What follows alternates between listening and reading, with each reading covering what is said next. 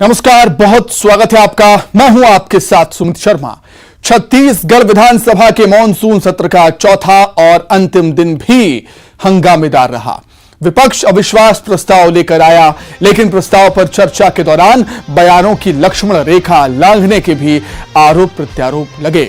विपक्ष ने रायपुर में SC/ST युवाओं के नग्न प्रदर्शन के बाद उनकी गिरफ्तारी को लेकर सरकार की तुलना अंग्रेजों के शासन से कर दी। तो वहीं बीजेपी नेताओं पर बयानों की मर्यादा तोड़ने के आरोप भी लगे हैं। बात आज इसी पर होगी, चर्चा आज हम इसी पर करेंगे। इससे जुड़े कुछ सवाल भी हमारे हैं जो कि आपको टीवी स्क्रीन पर हम दिखाएंगे। सवाल नंबर एक कहता है कि क्या मॉनसून पर है चुनावी साल का असर। वाजिब सवाल है कि क्या मॉनसून पर चुनावी साल का असर है, क्योंकि इस साल विधानसभा चुनाव होने हैं छत्तीसगढ़ में। सवाल नंबर दो कहता है मुद्दों पर चर्चा से ज्यादा हंगामा क्यों। सदन में हमने देखा है सारे दिन जमकर हंगामा हुआ, मुद्दों से भटकते हुए राजनेता नजर आए हैं, बस हंगामा करते हुए नजर आए हैं। सवाल नंबर 3 कहता है विपक्ष को क्या होगा विश्वास प्रस्ताव से फायदा। विपक्ष को अविश्वास प्रस्ताव से फायदा क्या होगा, यह भी एक बड़ा सवाल है। दो खास मेहमान हमारे साथ जुड़े हुए हैं इस पर चर्चा करने के लिए। बीजेपी से हैं राजीव जी, बहुत स्वागत है आपका। और कांग्रेस से हैं हमारे साथ अंशुल जी, आपका भी बहुत स्वागत करता हूं। आप दोनों से चर्चा पर लौटूंगा मैं, लेकिन उससे पहले दर्शकों को एक रिपोर्ट दिखा देते हैं। रिपोर्ट देखिए आप।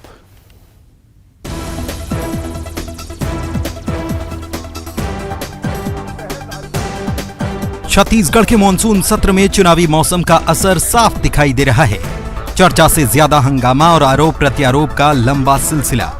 सत्र के बहाने सियासी निशाने साधे जा रहे हैं। शुक्रवार को विपक्ष अविश्वास प्रस्ताव लेकर आया और सरकार पर आरोपों की झड़ी लगा दी। खासतौर पर रायपुर में SC/ST युवाओं के नग्न प्रदर्शन के बाद गिरफ्तारी को लेकर विपक्ष हमलावर मूड में है।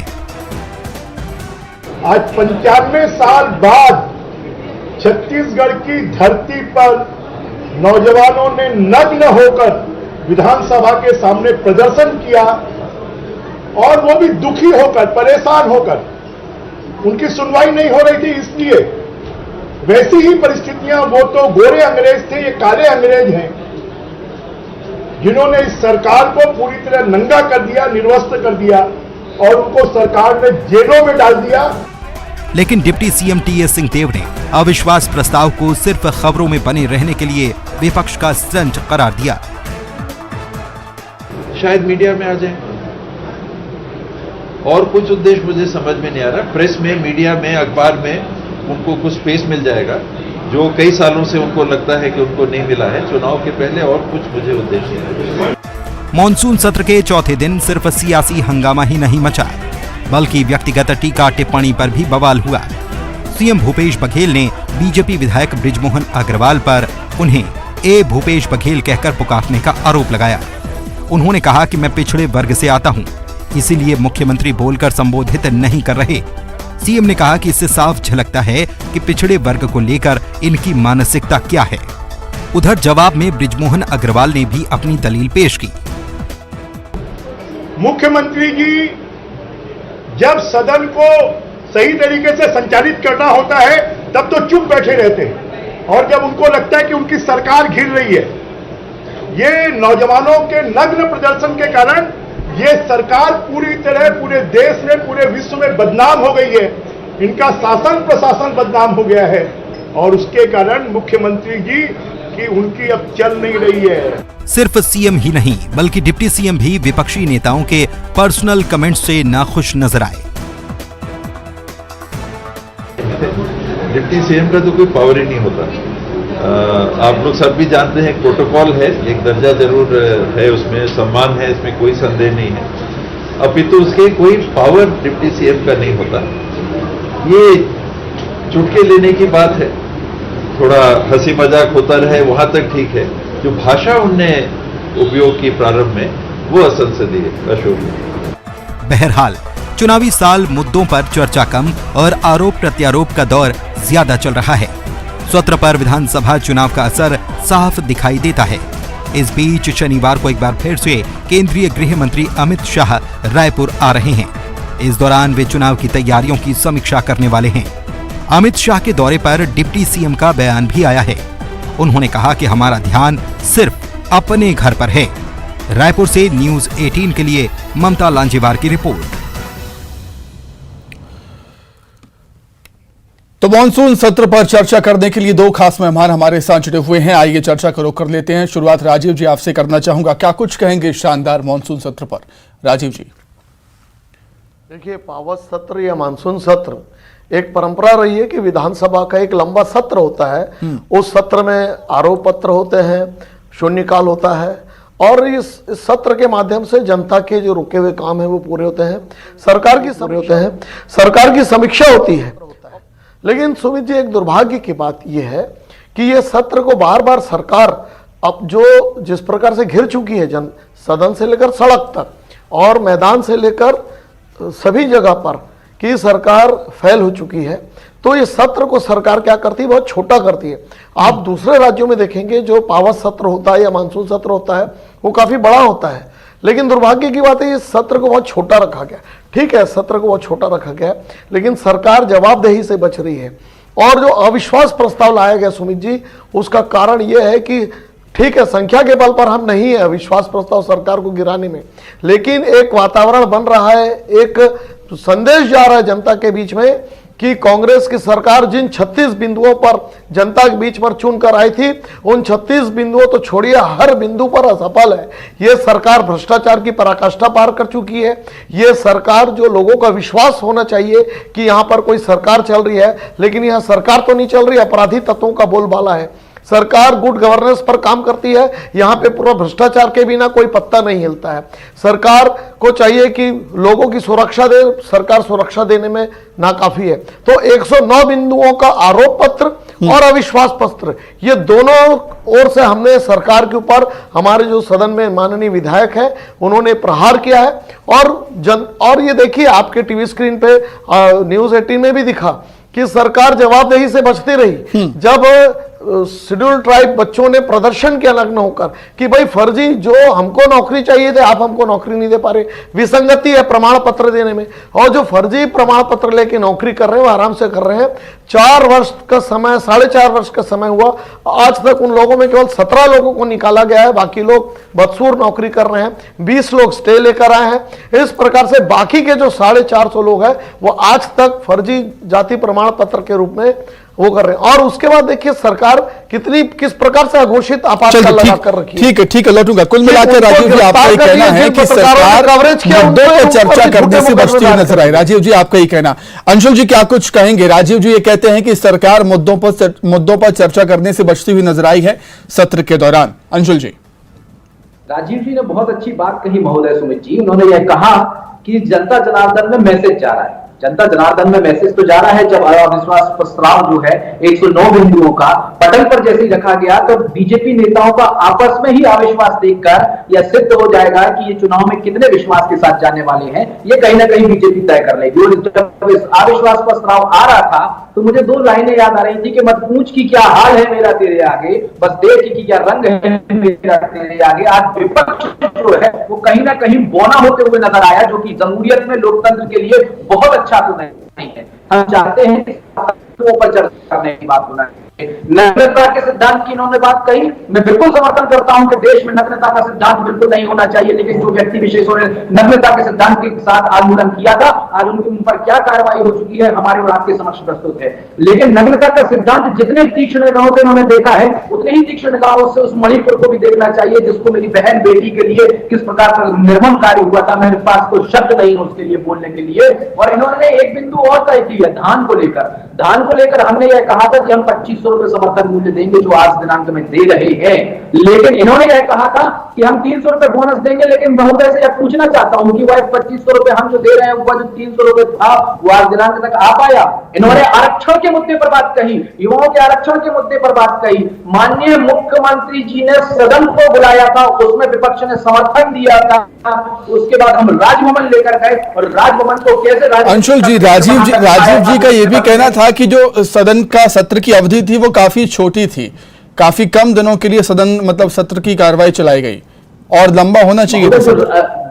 जो आरएसएस की पतली पतली पुस्तक पढ़ते हैं ना, उन्हें संवैधानिक पुस्तकों के बारे में ज्ञान नहीं होता। मेरी संवेदनाएं राजीव जी के साथ है। यह विशेषाधिकार किस व्यक्ति विशेष का होता है? आदरणीय विधानसभा अध्यक्ष का विशेषाधिकार होता है, सरकार का विशेषाधिकार नहीं होता। तो राजीव जी को थोड़ा सा इस विषय पर चर्चा अपने करना चाहिए। मैं कंप्लीट कर ले रहा हूँ। विधानसभा अध्यक्ष किसी का नहीं होता, ना आपका होता है ना मेरा होता है, निष्पक्ष होता है महोदय। इसको भी थोड़ा सा आपको तय कर लेना।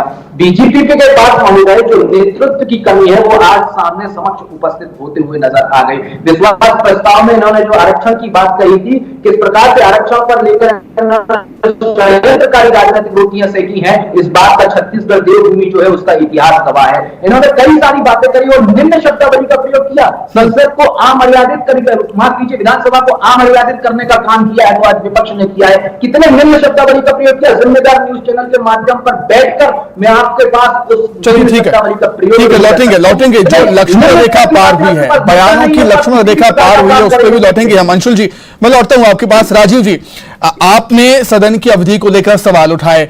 आप भी मानते हैं कि सदन की कार्रवाई के समय बेहद महत्वपूर्ण होता है, तो ये जानना चाहूंगा मैं आपसे कि आपने ये कहा कि संख्या बल में हम उतने नहीं हैं, तो फिर अविश्वास प्रस्ताव को लाकर आपने बेवजह समय क्यों बर्बाद किया सदन की कार्रवाई का? देखिए, बेवजह कुछ नहीं होता।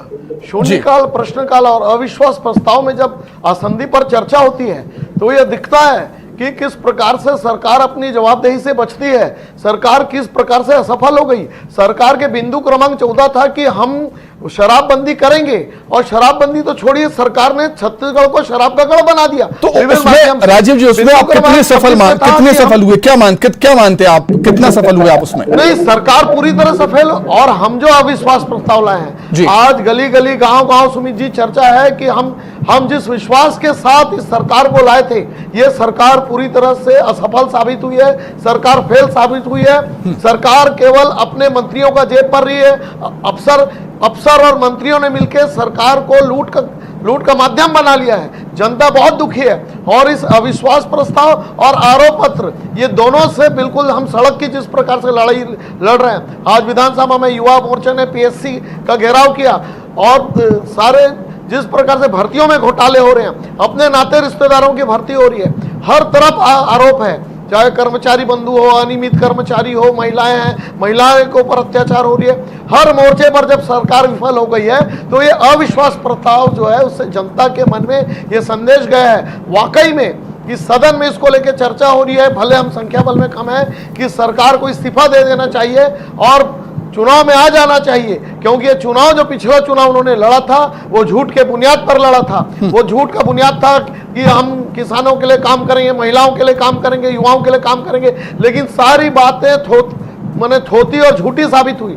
तो ये लोकतंत्र का गला घोटा जा रहा है। आप देखिए, जो युवा कल प्रदर्शन कर रहे थे, उन युवाओं को न केवल उल्टी सीधी धाराओं में भर्ती किया गया, बल्कि जो छोटे न्यूज चैनल उन पत्रकारों अंग्रेजी शासन काल से तुलना कर दी आपने उसको लेकर। राजीव जी, लौटूंगा मैं आपके पास।